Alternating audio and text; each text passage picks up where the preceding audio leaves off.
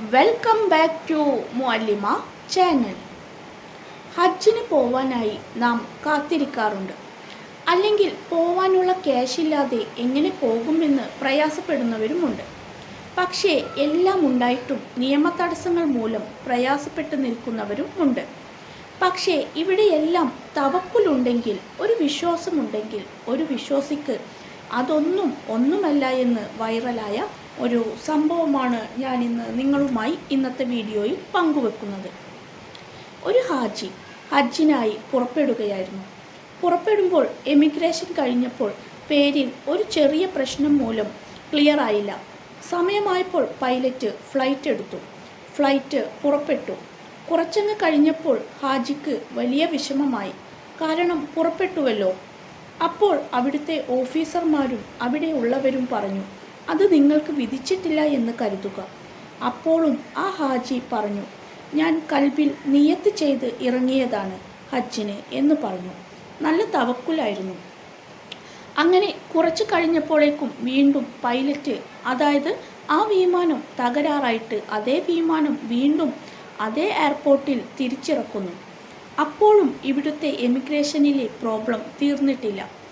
അങ്ങനെ അപ്പോൾ പൈലറ്റ് സമ്മതിച്ചില്ല. അതേ വിമാനം വീണ്ടും അവിടുന്ന് പറന്നു പൊങ്ങുന്നു. അപ്പോഴും ഇവിടെ ഈ ഹാജിൻ്റെ ക്ലിയർ ആയിട്ടില്ല, പോകാൻ പറ്റിയില്ല.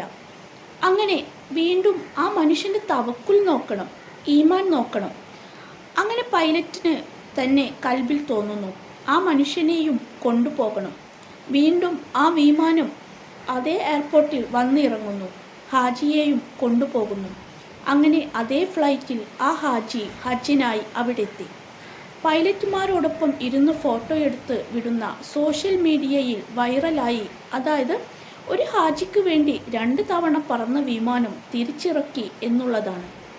അപ്പോൾ നമ്മുടെ സർവശക്തനായ അള്ളാഹു ഹജ്ജ് ചെയ്യാനായി വിധിച്ചിട്ടുണ്ടെങ്കിൽ, അള്ളാഹു നമ്മളെ തിരഞ്ഞെടുത്തിട്ടുണ്ടെങ്കിൽ, അത് എങ്ങനെയാണെങ്കിലും ആര് തടഞ്ഞാലും നിൽക്കില്ല. എന്ത് സാങ്കേതിക തകരാറാണെങ്കിലും, എന്ത് നിയമ തടസ്സങ്ങളാണെങ്കിലും നമ്മൾ അവിടെ എത്തുക തന്നെ ചെയ്യും. നമ്മുടെ തവക്കുൽ, നമ്മുടെ ഈമാൻ, നമ്മൾ അടിയുറച്ചു നിൽക്കണം. അതാണ് ആ ഒരു ഹാജിക്ക് ഉണ്ടായത്.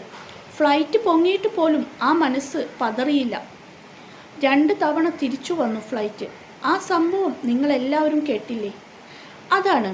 അപ്പോൾ നല്ല മനസ്സോടെ കൂടി നമ്മളും തവക്കുൽ ചെയ്തു നിന്ന് കഴിഞ്ഞാൽ ഇൻഷാ അല്ലാഹ് വിജയിക്കാനും ജീവിതത്തിൽ നമുക്ക് സർവശക്തനായ അള്ളാഹു എല്ലാം തരും. അല്ലെങ്കിൽ നമ്മൾ വിശ്വസിക്കുന്ന ആ ഒരു വിശ്വാസത്തിൽ അടിയുറച്ച് വിശ്വസിക്കാൻ നമുക്ക് കഴിയണം.